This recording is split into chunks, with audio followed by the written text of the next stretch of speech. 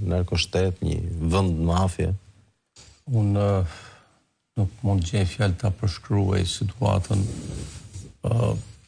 e djeshme, por dhe të përditshme që ndodh në Shqipëri, dhe them me bindje që Shqipëria është në ditët më të errta të saj për sa i përket rendit dhe sigurisë publike. Nuk mendon kështu ministri i rendit?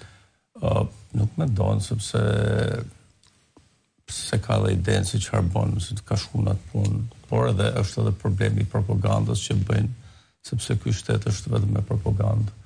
Por ajo që desha të them është që është në ditët më të këqija për sa i përket mbrojtjes sigurisë jetës së qytetarëve, të pronës dhe për gjithçka.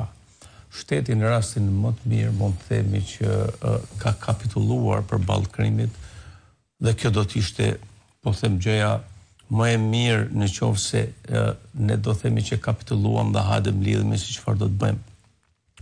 Por realisht nuk është kapitullim, por është një bashkëpunim dhe një implikim i madh i shtetit me grupet kriminale. Po nuk flasim dot për një luftë shtet-mafia, shtet-krim. Absolutisht, këtu mafia dhe krimi janë bashkë njëri me tjetrin, sepse nuk ka arsye dhe nuk ka mundësi që ta justifikojë që në mes të rrugës në një vend ku është i kontrolluar, ku kalojnë pafund qytetarë